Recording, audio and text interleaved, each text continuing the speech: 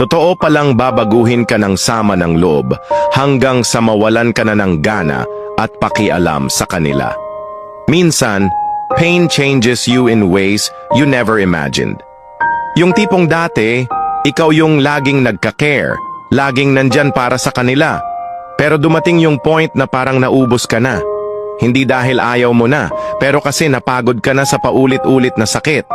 Totoo nga pala yung sabi nila, pain can transform even the kindest hearts into silent, distant souls.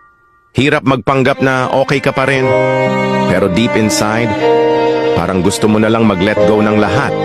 Hindi mo naramdam ang dating excitement na ibigay ang buong sarili para sa iba. You slowly lose the energy to care and the will to stay. It's not about being selfish.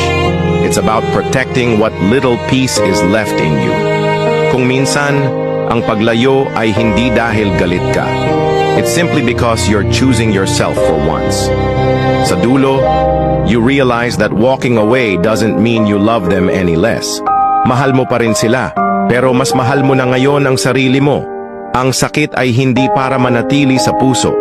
It's meant to teach you to value yourself. At kung sino man ang tunay na nagmamahal sa'yo, they will understand why you needed to let go.